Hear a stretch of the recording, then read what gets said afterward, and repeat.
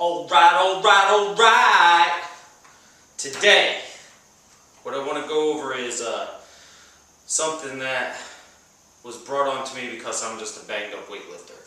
After years, 25 years, added up football training, into powerlifting, into bodybuilding. Later part of my life, getting into more of a CrossFit style of training. My body, pretty banged up. In my early part of the career especially, I'm responsible for it with the football training and the powerlifting. I really didn't have great advice. So from knees to lower back to shoulders, it's a lot of things I've had to work around over the years. When I look back at my training, my bodybuilding phase was probably the least injurious. And I'm getting at a part in my life, or a point in my life, where I wanted to get back to that.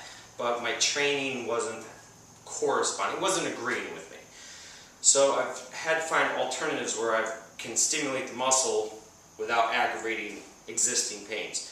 And what I came across is an alternative for the military press. Now, training the military press is almost essential, I would say. It's probably one of the oldest movements in the book. Before there were ever benches to lay down on and do a press, people could stand up and do a press. I got to a point where anytime I would reach some sort of weight, either my shoulder would get aggravated or my lower back would get aggravated. So what I adopted was a kneeling, specifically a tall kneeling Smith machine press. I'll talk about more of the Smith machine in a little bit. The free weight version would be better, no doubt, but again, working around things, I've found that this little gem has saved me where I can get back to stimulating muscle and not aggravating any sort of injury at all. I'm going to stop talking right now, demonstrate it, and then if you're interested at all in what I have to say, I'll talk more later, okay? Okay, what I'm going to demonstrate is the tall kneeling version. When I actually first started doing this, I did a half kneeling version. I would do it and alternate which side I would ultimately be using on any alternate sets, but I ended up going to the tall kneeling version because it actually felt better. The whole reason I started doing this was actually, one, because of the height of this. I started using the Smith machine because I thought it would be easier on my shoulder. But the height wouldn't allow me to go to full extension. I'm not that tall. So I was forced to drop down to my knees, and lo and behold, I started to love the movement. Now when you're doing the tall kneeling version, the benefits of it are you're going to get a little more glute activation.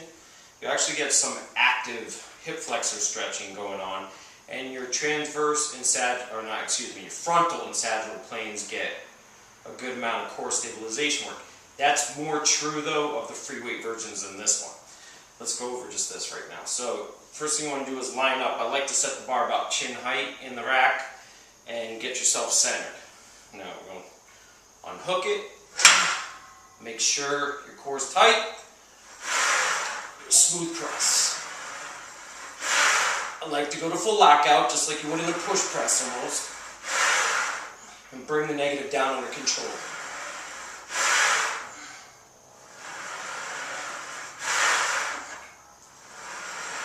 Be careful not to rock back and forth. Okay, now I'm going to demonstrate it from behind. This is actually the way I like to face on this.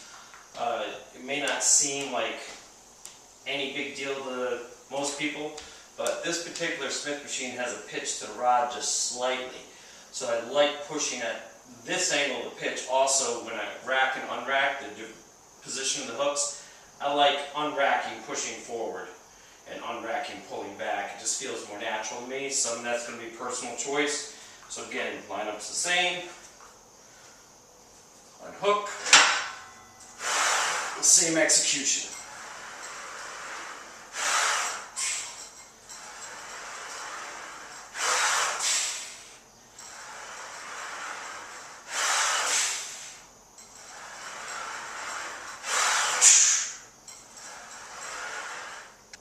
Well, that's it for the tall kneeling Smith machine overhead press. Just a couple more things about the Smith machine. My wife actually bought this for me a few years back on my 40th birthday. When she bought it,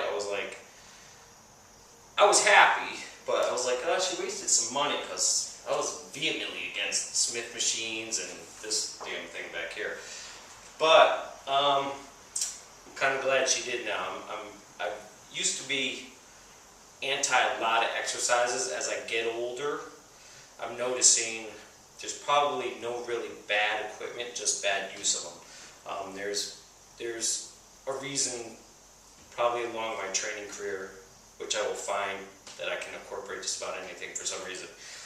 But a couple more things about particular Smith machines. They're not all created equal. Like, I was in a gym just last weekend, and I tried doing the same exercise, but the Smith machine itself was counterbalanced internally. It was one of those ones where if you drop the bar, you could actually watch it drop. It was like, that takes away all negative resistance whatsoever. It's basically assisting you on the way down. I hated it. I hated the movement. It made me hate Smith machines all the more again, but this is just basically, there's no counter resistance. It's on 2 guide rods that slide up and down, which made it perfect for what I'm trying to utilize it for.